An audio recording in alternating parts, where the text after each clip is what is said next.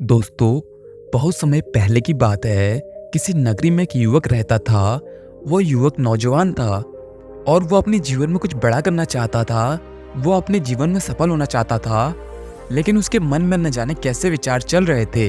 वो कभी सोचता कि मुझे एक व्यापार खड़ा करना है, वो व्यापार इतना बड़ा हो कि मुझे वो अधिक से अधिक धन कमा कर दे।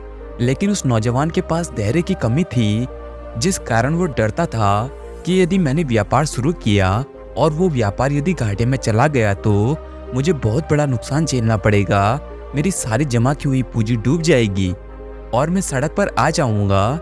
जिस कारण वो बहुत डरता रहता और यह डर उसका पीछा छोड़ने का नाम ही नहीं ले रहा था।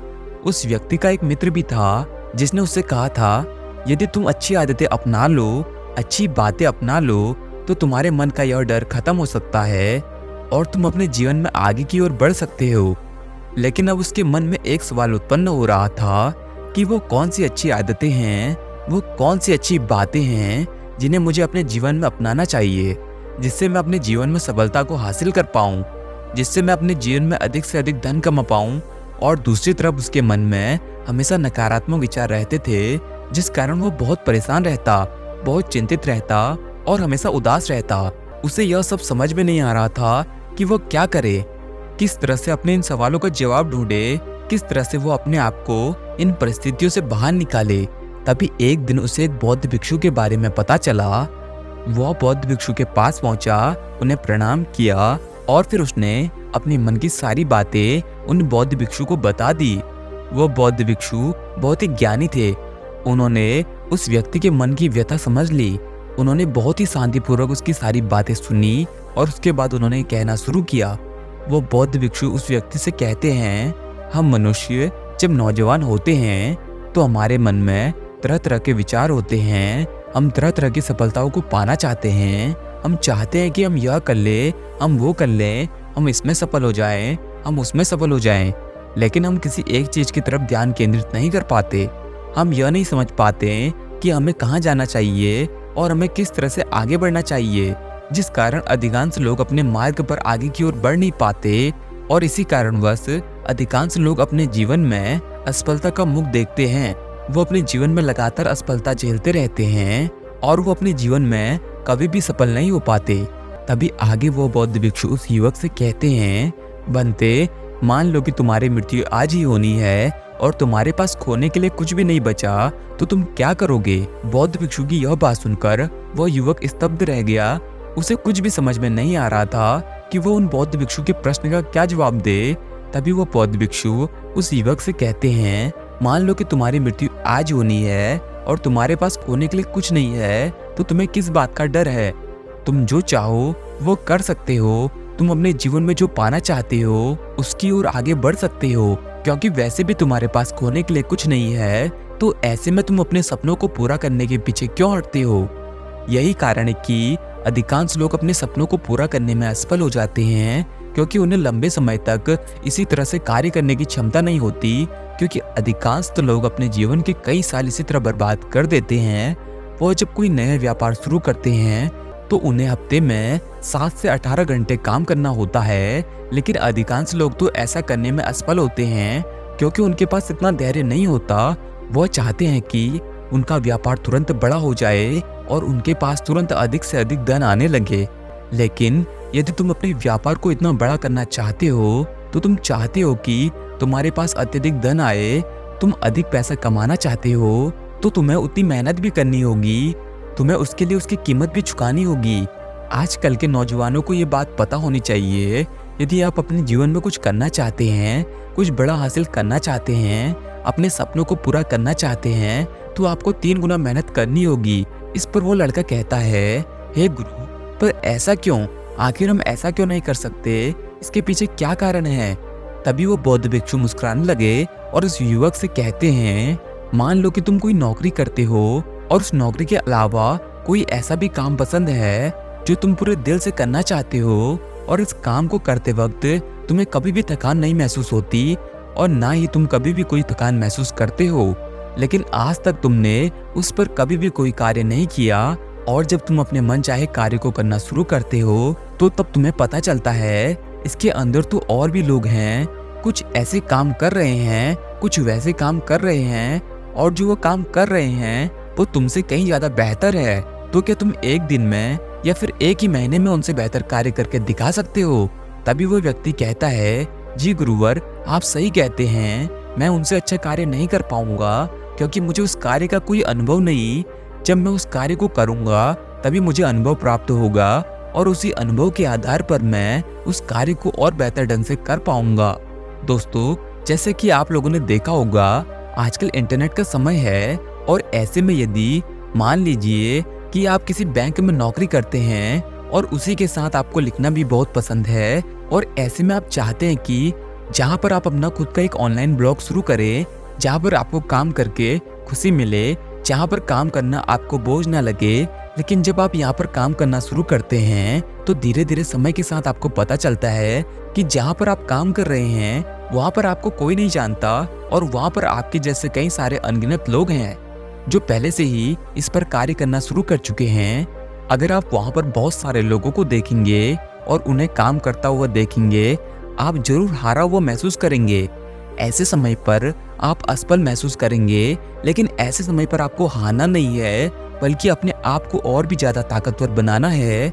आपको अपना मनचाहा कार्य करने के लिए, अर्थात वो लिखने का कार्य करने के लिए आपको खुद ही अपने आप को हिम्मत देनी होगी, अपने आप से ही मदद मांगनी होगी, लोगों से सीखना होगा, लोगों के कार्य को देखकर समझना होगा, और ऐसे तमाम कार्य जो दूसरे लोग कर रहे हैं उस पर भी ध्यान देना होगा, ताकि आप भी अपने कार्य में वृद्धि कर सकें, उनसे सीखकर अपने कार्य में बदलाव ला सके, अपने कार्य को बेहतर बना सके। इसका सीधा और साफ अर्थ यह हुआ कि जो नौकरी आप कर रहे हैं उससे कहीं ज्यादा, अर्थात 3 गुना अधिक मेहनत आपको अपने मन पसंदीदा कार्य को करने के लिए पूरा करने होंगे। इसमें सबसे बड़ा काल यही होगा, खुद को धक्के खाने के लिए अंदर से प्रेरित करना। और ऐसा मैं आपको डराने के लिए नहीं कह रहा हूँ, क्योंकि यही हकीकत है। जब आप कोई नया कार्य शुरू करते हैं तो ऐसे में आपका साथ कोई नहीं देता, और ऐसे में जरूरी है कि आप अपना खुद का साथ दे, आप अपने आप को अंदर से प्रेरित रखें, ताकि आप अपने कार्य की ओर लगातार मेहनत कर सके, अपने कार्य को और बेहतर बना सके। तो वास्तविकता तो यही है, आपके विचार और आपकी प्रतिभा से कोई लेना देना नहीं है। उन्हें इन बातों से कोई फर्क नहीं पड़ता कि आप क्या कर रहे हैं और आप क्या करने वाले हैं। इसलिए जरूरी यह है, यदि आप अपने जीवन में सफल होना चाहते हैं और आप अपनी ऐसी जगह बनाना चाहते हैं, तो आपको एड़ी से लेकर चोटी तक का जोर लगाना पड़ेगा। और यही आपकी जिम्मेदारी भी है कि आप अपने आप को अंदर से जिंदा रखो, अंदर से प्रेरित करो और अपने सपनों को सच करके दिखाओ। आगे वो बौद्ध भिक्षु उस युवक से कहते हैं, हम नौजवानों को यह बात बहुत जल्दी समझ लेनी चाहिए कि जब हम किसी कारण से लंबे समय तक परेशान होते हैं तो उसका कारण हमारे अंदर छुपा डर होता है। जब हम किसी से नफरत करते हैं तो उसका कारण भी हमारे अंदर ही होता है। नफरत का कारण गुस्सा और गुस्से का कारण डर होता है, क्योंकि हम हमेशा चाहते हैं कि हम दूसरों से आगे रहें, और ये डर हमारे अंदर हमेशा बना रहता है। और इस डर का कारण होता है जुड़ाव। और ये जो नकारात्मक विचार हैं, ये जो नकारात्मक सोच है, ये जो नकारात्मक भाव हैं, ये दूसरों को नहीं बल्कि हम पर ही बुरा असर डालती है, और ये हमें ही नुकसान पहुंचाते हैं। इसलिए आप भी अपने अंदर बार बार गुस्सा या डर महसूस करते हैं तो आपको आज से जागरूक हो जाना चाहिए, क्योंकि आपको आपके भीतर काम करने की आवश्यकता है। क्योंकि गुस्से के पीछे का छुपा हुआ ये जो डर है, ये लोहे में लगे हुए जंग की भांति है, और ये जंग धीरे धीरे करके लोहे को सड़ा देता है। ठीक उसी प्रकार ये डर भी अंदर ही अंदर खोखला बनाता चला जाता है, और हम कभी भी अपनी जिम्मेदारियां लेने के लिए आगे नहीं बढ़ पाते। हम अपनी जिम्मेदारी लेने से डरते हैं, और हम नौजवान हर चीज का दोष दूसरों पर डालना चाहते हैं, फिर चाहे वो हमारे माता पिता ही क्यों ना हो, या फिर हमारे मित्र या हमारे सगे संबंधी ही क्यों ना हो। हम किसी को भी दोष देने से पीछे नहीं हटते, लेकिन वास्तविक तौर पर यह तो बस एक डर है, और आप इस डर को स्वीकारना नहीं चाहते। आप यह नहीं जानना चाहते कि मुझ में कमी है जो आगे बढ़कर एक विशाल रूप ले लेती है। जैसे यदि आप आज किसी नौकरी के लिए तैयारी कर रहे हैं और आपको ये डर है कि वो नौकरी मुझे ना मिली तो क्या होगा। वास्तविक तौर पर हमें इस डर से कैसे निपटना है। हर डर के पीछे एक जुड़ाव होता है। जुड़ाव से मतलब यह है कि ऐसा ना हुआ तो क्या होगा, यदि वैसा ना हुआ तो क्या होगा, और यह डर किसी भी चीज़ से हो सकता है, हमारे शरीर से जुड़ा हो सकता है, हमारे लक्ष्य से जुड़ा हो सकता है, हमारे सपनों से जुड़ा हो सकता है। और इससे निपटने का तरीका बड़ा ही साधारण और सरल है, और वो है जागरूकता। और जब आप यह महसूस करने लग जाते हैं कि ये डर कुछ नहीं है, बस एक विचार है जो हमारे मन में आता है और चला जाता है, इसके अलावा यह कुछ नहीं है, इसमें कोई सच्चाई नहीं है, तब यह कमजोर पड़ने लगता है। और आप चाहें तो सचेतन होकर, जागरूक होकर निरंतर कार्य करते हुए इस डर से बाहर निकल सकते हैं, क्योंकि ये जुड़ाव केवल हमारे लक्ष्यों से जुड़ा होता है। लेकिन यदि हम अपने लक्ष्य पर ध्यान न देकर प्रक्रिया पर ध्यान दें, अर्थात अपनी मंजिल पर ध्यान न देकर मंजिल की राहों पर ध्यान दें, तो हमारा मन शांत हो जाएगा। इसलिए कार्यों पर और प्रक्रिया पर ध्यान लगाने से जुड़ाव पैदा नहीं होता, और जब जुड़ाव नहीं होता तो हमारे मन में डर भी उत्पन्न नहीं हो पाता। इसलिए हमें अपने कार्यों पर मन लगाना चाहिए, अपने कार्य की प्रक्रिया पर मन लगाना चाहिए, उस पर ध्यान लगाना चाहिए। जब आप ऐसा करने में सफल हो जाते हैं तो फिर डर, नफरत जैसी चीजें आपको परेशान नहीं कर सकती। आगे वो बौद्ध भिक्षु उस युवक को तीसरी आदत बताते हुए कहते हैं, हम नौजवानों को हमेशा यह सीखना चाहिए कि सबसे अच्छा निवेश क्या है, और उसे सीखने के बाद उसे आपने अपने जीवन में उतार लिया तो आप एक अच्छे निवेशी बन जाएंगे। दोस्तों, आपने यह भी सुना होगा कि आए दिन हर कोई आपसे यह जरूर कहता होगा कि आजकल कुछ अच्छा नहीं हो रहा, मेरा जीवन कुछ अच्छा नहीं चल रहा, सब कुछ गड़बड़ ही है, मैं फंसा हुआ हूँ। तो बड़ी साधारण से देखने वाली बात यह है कि जो समय आपके पास है उस समय का उपयोग करो। खाना पीना, सोना और उसके साथ व्यायाम, इन तीनों क्षेत्रों में एक नई आदत सीख लो। यह नई आदतें न केवल आपको ऐसी परिस्थिति में गति प्रदान करेंगी, बल्कि आपको इन परिस्थितियों से बाहर निकालने में भी आपकी मदद करेंगी। और ये जो आदतें हैं, आने वाले भविष्य में न केवल आपके निजी बल्कि आपके पेशेवर जीवन में भी आपकी बहुत मदद करेंगी। इससे आपको बहुत फायदा होगा। आगे वो बौद्ध भिक्षु उस युवक को अगली बात बताते हुए कहते हैं, हमेशा हंसते रहो। तुमने देखा होगा कि आजकल हर कोई उदास रहता है, जिसके कारण उनके जीवन में हमेशा निराशा और उदासी छाई रहती है। लेकिन जब कोई व्यक्ति हंसता है तो उसके मन में एक खुशी की लहर दौड़ती है, और उसके मस्तिष्क को यह संकेत मिलता है कि हमारे साथ कुछ अच्छा हो रहा है, जिस कारण हम अच्छा महसूस करते हैं और हमारे अंदर सकारात्मक विचारों का प्रवाह होने लगता है। लेकिन ऐसा हम जानबूझकर तो नहीं कर सकते, हम लगातार जानबूझकर हंस नहीं सकते। तो ऐसे में यदि आप उन परिस्थितियों को, उन समय को याद कर सकते हैं जब आप बहुत खुश थे, जब आपका हर एक लम्हा बहुत अच्छा बीता था, उस वक्त को याद करके आप उस पल के लिए, उस समय के लिए ईश्वर को धन्यवाद कर सकते हैं। जब भी आप धन्यवाद करते हैं तब आप भीतर से तनाव मुक्त महसूस करते हैं, और भीतर से आपके चेहरे पर एक अलग सी मुस्कान भी आ जाती है। यदि मान लीजिए कि आप कोई कार्य कर रहे हैं और वो कार्य आपसे नहीं हो पा रहा, तो वो कार्य कैसे होगा, क्या आपको समझ नहीं आ रहा? तो ऐसे समय पर कुछ समय का अंतराल ले सकते हैं, और इस बीच कुछ अच्छी बातों को सोचकर उसके प्रति धन्यवाद कर सकते हैं, जिससे आप भीतर से तनाव मुक्त होने लगेंगे, और आपका मस्तिष्क फिर से एक बार अच्छा महसूस करने लगेगा, और आप एक बार फिर से उस कार्य को करने के लिए अच्छी तरह से फिर एक बार तैयार हो जाएंगे। जब आप ऐसा करते हैं तो आपकी इच्छा शक्ति और ध्यान में इजाफा होता है। दोस्तों, जब आप कोई कार्य कर रहे हैं तो उसे जल्दी जल्दी करने के बजाय आप जहाँ भी हो, वह चाहे कोई बाजार हो सकता है, शोरगुल वाली जगह हो सकती है, आप जहाँ भी हो, जो भी कर रहे हो, उसे जल्दी जल्दी करने के बजाय प्यार से कीजिए, उसे पूरे मन और लगन के साथ कीजिए, जिससे आपके चेहरे पर मुस्कुराहट आ जाएगी और आप उस कार्य को बेहतर ढंग से कर पाएंगे। हम नौजवानों को यह बात जितनी जल्दी समझ में आ जाए उतना अच्छा है। आगे वो बौद्ध भिक्षु उस युवक को आखिरी बात बताते हुए कहते हैं, क्या तुम्हें याद है जब तुम इस धरती पर जन्म ले रहे थे तो उस वक्त तुम रो रहे थे, तुम्हारे भीतर कोई भावनाएं नहीं थी। जो भी भावनाएं हैं वो तुमने यहाँ पर आने के बाद सीखी हैं, जैसे वृद्धि करना, ईर्ष्या करना, लोगों से नफरत करना। और हमारे शरीर में ये जो भावनाएं हैं और हमारे शरीर की जो ऊर्जा है, इनका आपस में कुछ लेना देना नहीं है। हमारी भावनाएं असल में प्रतिक्रिया हैं। दोस्तों, आपने देखा होगा कि जब भी हम अपने आसपास कुछ ऐसा देखते हैं जो हमें बहुत अच्छा लगता है या फिर बहुत बुरा लगता है, तो उसके प्रति हम चाहकर भी प्रतिक्रिया अवश्य देते हैं। आपने देखा होगा जब आप नाराज होते हैं या फिर जब आप क्रोधित होते हैं तो आपके शरीर के भीतर की वो भावनाएं आपके दिमाग को एक तरंग भेजती है और उन तरंगों के आधार पर हमारे चेहरे पर वो बदलाव भी नजर आते हैं और इसी प्रकार हम एक प्रतिक्रिया देने में सक्षम हो जाते हैं। लेकिन यदि हम चाहें तो इस प्रतिक्रिया को बदला जा सकता है, यानी कि एक नया कार्य सीखकर हम उस पुराने कार्य को छोड़ सकते हैं, उसकी जगह पर उसे बदल सकते हैं। दोस्तों, मेरा एक दोस्त है, जब उसे लगता है कि उसकी बात नहीं सुनी जा रही है या उसे अनसुना किया जा रहा है, तब वो क्रोध के मारे जोर से चिल्लाने लगता है और वो चिल्लाकर लड़ पड़ता है। उसका यही चिल्लाना, उसका यही लड़ना उसके द्वारा दी गई प्रतिक्रिया है जो उसने अपने बचपन से ही सीखी है, जो उसने अपने परिवार और आसपास के लोगों से सीखी है। लेकिन अगर वो सचेत रहे और अभ्यास करे तो वो चिल्लाने की जगह कुछ और भी कर सकता है। वो चाहे तो मुस्कुरा कर भी यह कह सकता है कि भाई मैं कुछ बात करना चाहता हूँ, अगर आपको अच्छा लगे तो देख लेना और ना अच्छा लगे तो मुझे बता सकते हो।